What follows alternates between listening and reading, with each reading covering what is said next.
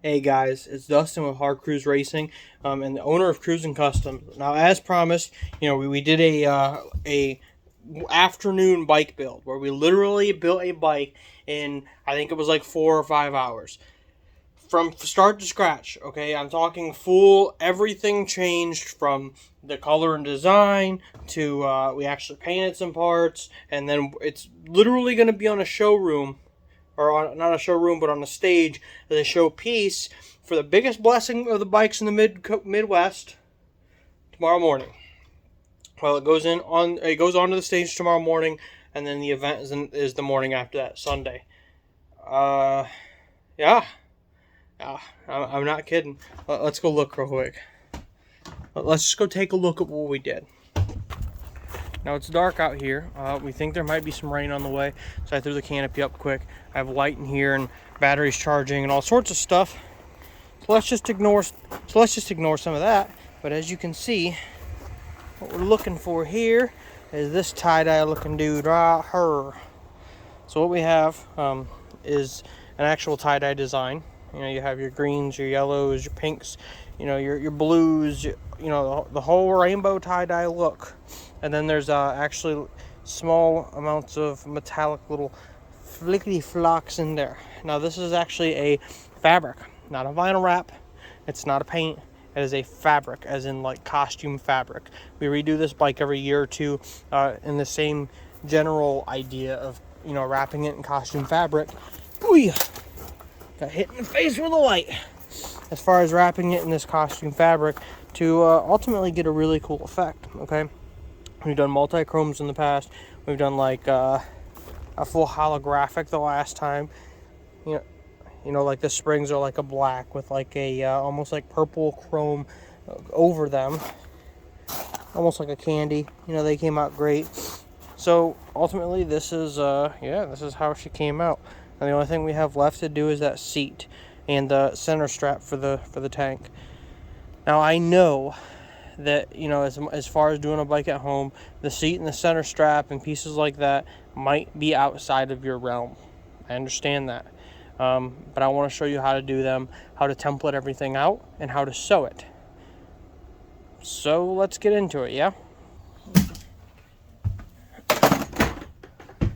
Now for this video, I'm going to be using my industrial sewing machine. Again, we're a custom automotive shop. We're going to be using a Consew 1206 RB1. This is the newest model of the Consew 206. This is upgraded with electric servos and self-oiling features and things like that. A very, very good, expensive machine. It'll do leathers, it'll do vinyls, it'll do canvases. Pretty much anything I want to sew with this, I will sew with this, including my finger. Yes, I have run the needle through my finger. I'm not joking. It does not care about you. It will go through. To template this, we're going to be using a clear plastic sheet. I buy this actually from, it's either Joann or Hobby Lobby. I believe it's Joann is where you can get this from. This is the same plastic sheeting that they use for like windows, convertible tops. How all the plastic windows crack? Yeah, you can walk into Joann and buy this plastic sheeting. I prefer to get it from there over my distributors just because I don't use a lot of it. But what we're going to do with this is we're going to put it up and we're going to create a template that'll then be transferred to fabric, which you'll see all that process in sped up hyperlapse. But that's ultimately the idea. This will get put over top of here, and then this will ultimately get held up here, and then we will trace the stitch line, and we're actually going to do this in half. And then transfer that back over to the other side just because of how damaged the other side of the seat is. For this project, I'm not using a good vinyl. I'm using this holographic vinyl. I don't really know anything about this material. We found this, we came across it at like Hobby Lobby or Joann and decided just to go for it. Okay, this bike, it's pretty much a show bike at this point. It'll definitely get miles put on it, but it's not going to get put out in the sun for a long period of time. And if this seat does deteriorate over time, we'll have the template to then make a new seat cover out of a good vinyl or a good leather. But for now, this little white holographic is going to look great on the tank center strap and the seat. So that's the idea. Things you'll need: a way to sew. I would say you needed something to template. You need a good material. And you're going to need stapler with staples. I use a sharp staple that I will show you guys. That's sold by Arrow, which you can buy at Lowe's. For plastics, you can use a regular stapler, but you got to have some force behind it, guys. So if your stapler ain't getting deep enough in the plastics, obviously you have an issue. You don't need deep staples when doing plastics, but it's easy to do, and you can do it yourself. So I think that's everything you need.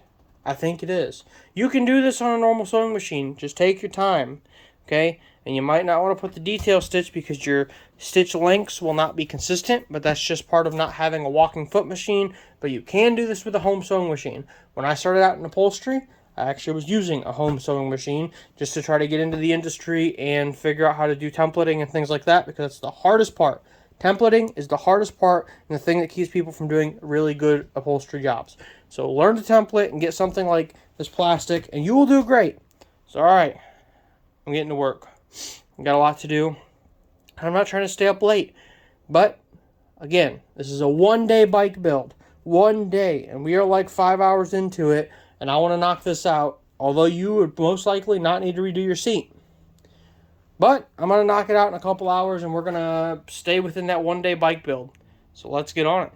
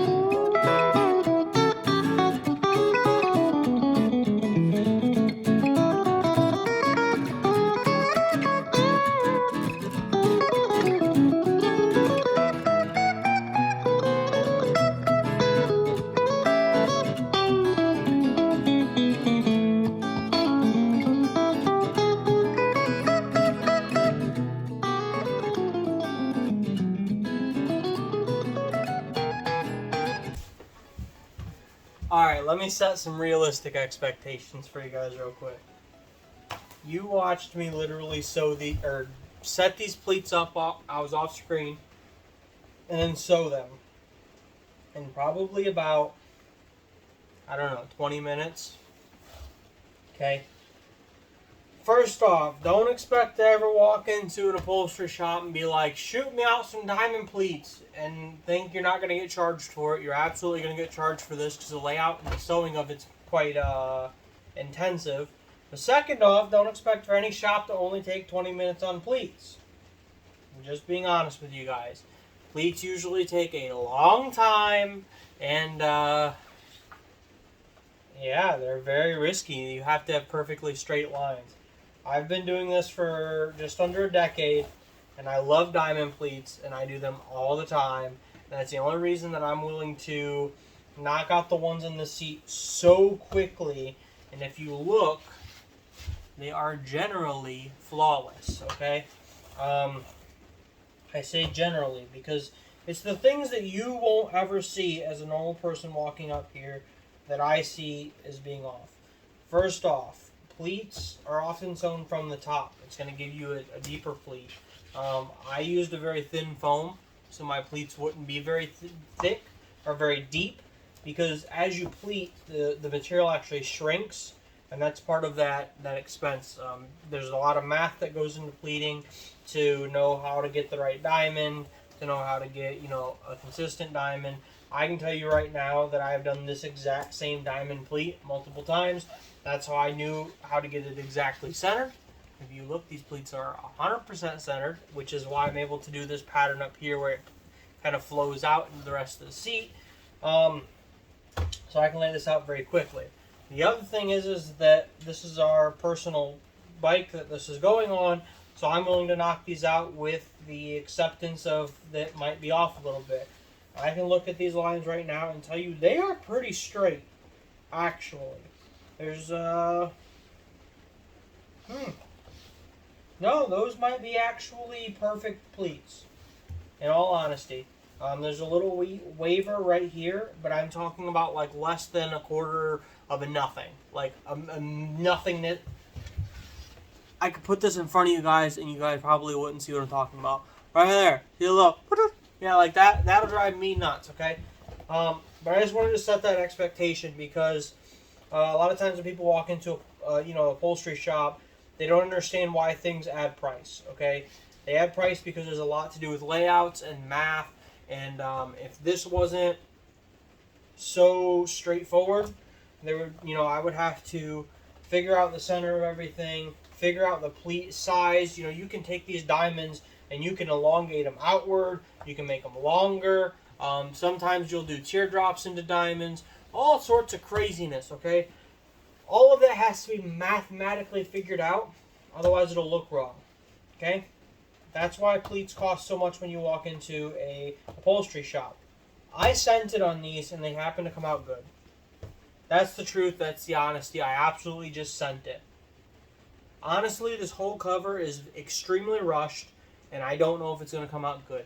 Usually a seat cover, if you walk into my shop, usually a seat cover is going to take 4, 5, 6 hours, and I'm honestly going to knock out this seat in probably 2 hours. And that 4, 5, 6 hours, that's very intensive work, and I'm just sending it on this and seeing what's happening. It's worked so far, so I'm going to keep sending it. Ultimately, I got to sew the sides on and put the cover on. I say that, and it sounds like not a lot when I say it like that, but it is a lot of work, okay? I have to make sure everything is lined up perfectly as I do those things. And then putting the seat cover on, I'm not sure how that's going to go. If I can be completely honest with you guys, it might go complete shit. Because this material has no flex. Zero flex, okay? Absolutely none. It's like a plastic almost. Zero flex. When you're doing a seat, especially a motorcycle seat, you almost always rely on flex to be able to pull and wrap around the seat cover. Even on the leathers, there's a little bit of give, and we have tricks of wetting those leathers so that way they'll bond to they'll mold to that seat. And I don't know if anything's going to work for this.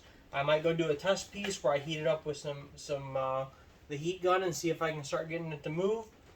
But honestly, all honesty, I don't know how I'm going to get this material to move, and it might come out really bad. That's the honest truth. It might really come out bad. But with it needing to go onto a stage in, I don't know, what, a few hours?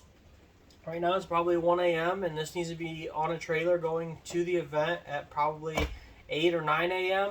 I'm not staying up all night doing this because I need sleep. So whatever we get out of this is honestly what we're going to get out of this. That's the way it comes down to. Whatever happens, happens. Whatever we achieve, we achieve. Alright, I'm going back to work. I'm honestly just rambling because I need a break. But I also need to get this done. So, some awesome pleats. By the way, we do pleats because it looks great in the sunlight. If you look at this flat piece up here, yes, it's cool. But then look at those pleats. Look how the light reflects those pleats. And that goes the same across the board. No matter if that material is black, brown, holographic like this, or just has a sheen to it. We do pleats because of how great it looks in the sunlight. Okay? Because of how great those deeps and those raises look when it's on your seat. It looks good. Don't lie. That is a damn good looking set of pleats right there. That is probably the coolest set of pleats that I've done in a long time. I won't lie. It is. Alright, I'm getting back to work.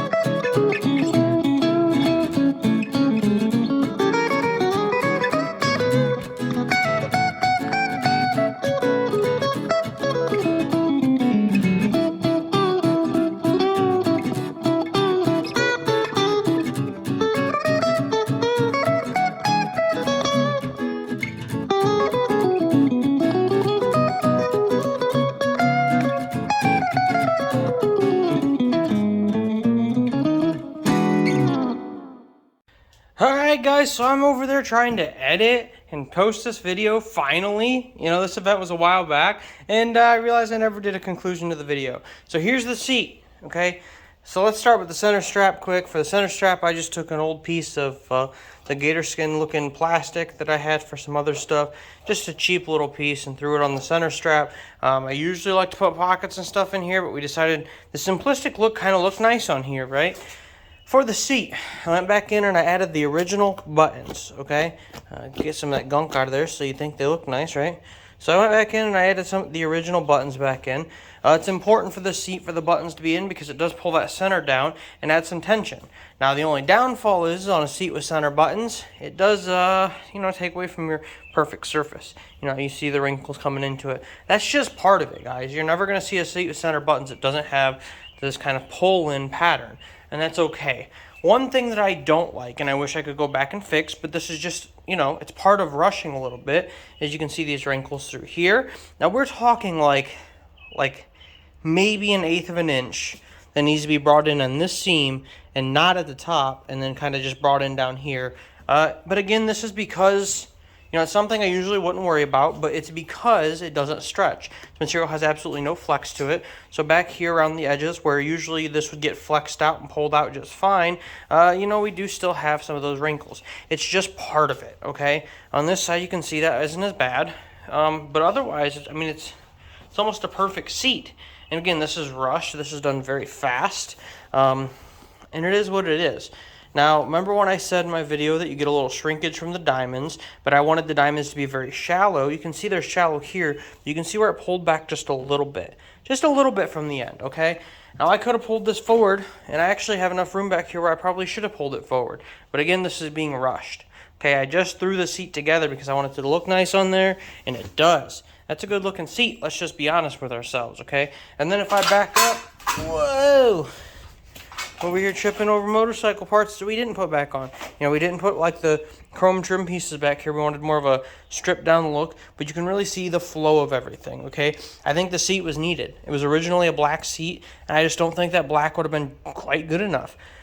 My opinion is when you do a detail like this, or you do some sort of an accent, it needs to be throughout the bike, okay? So the fact that there's this big chunk here that's black and silver and not a whole lot on it other than the vents that I painted, I think I need to put a little more pink down through here somewhere. Or maybe not pink, but color. You see what we did with the gas cap, okay? I went in and we did like a splotch, like kind of a 90s style splotch paint to blend in with some of that. And I think something down there needs it. Whether that's this cap or something back here. It's just missing something. Actually, I know what it's missing. I'm stupid and everyone else is smart. There's supposed to be a cover panel that goes down here. We're missing a panel. I think that panel was missing before we started the strip down, but I forgot that it was missing. Should be a cover panel there that's the rainbow, which gives us our full pull through the whole bike. We did kind of the same thing up here on the headlight, where I was like, it's just missing something if you're up here, so let's add some of the same effect up here. So there you go. That's we did end up tracking our time, and we ended up going back and looking to see how much time everything took. The bike took us a total of 4 hours for the bike, 2 hours for the seat, so about 6 hours, 6 to 7 hours, I would say. Definitely a one-day build.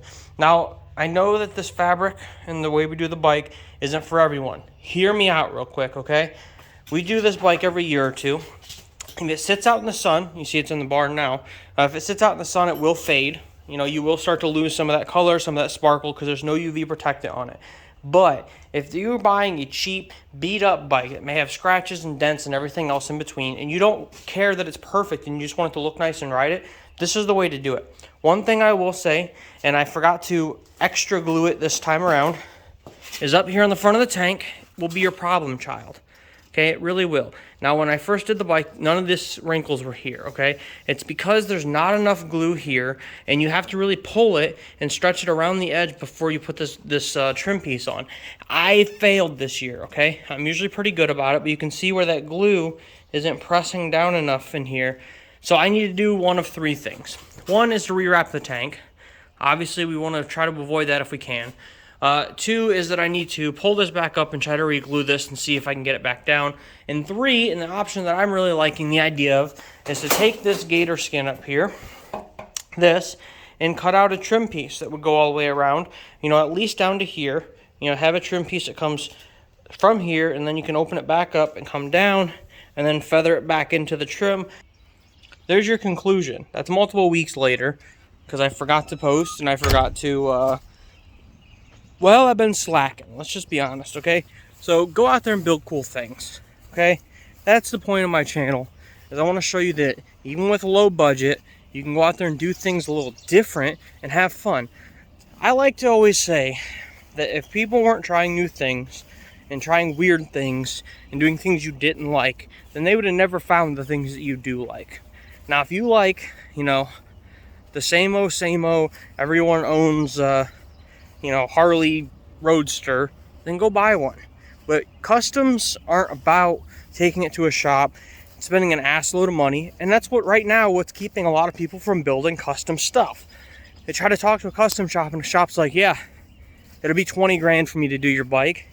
That's just not feasible for most people. But that's because you're asking someone to create absolutely perfect work for you. Go into your garage. Go into your garage. Go buy some rattle can paint. Go try something new. Go have fun with it. Stop worrying about perfection and look cool. My bike, my vet bike, always gets compliments because it's a garage built, rough and tough, put it together, ride it until the wheels fall off bike. It's not because it's perfect. I'll take it to shows, I absolutely will. But people don't love it because it's perfect. People love it because it's rough and it's traditional. It's traditional in the sense of, I'm gonna go build a bike and I'm gonna go enjoy that bike. Here it is, look. There ain't nothing perfect about this bike. You know, I got a big old EGA down the side of it. Rattle can on. Rattle can patina paint job, which means you make it look rough and you make it look worn out. You know, I let things like this flake and wear out and beat down over time, and it's got rust because I ride it in the snow and I ride it in the rain, and who cares if this is faded because that goes with the look now. You know, this side's beat up and rough. I crashed it, lost a mirror, crashed it, beat it up, bent the kickstand, which is why it leans so much now. But people don't love it because it's perfect. People love it because it's unique.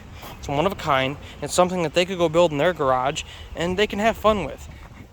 And I ride the crap out of it because, well, what's it gonna do? Get scratched up? So get out there, build cool things. Have fun. If you're gonna post cool things, tag it in it and hashtag HC Racing, because I want to see what you're doing.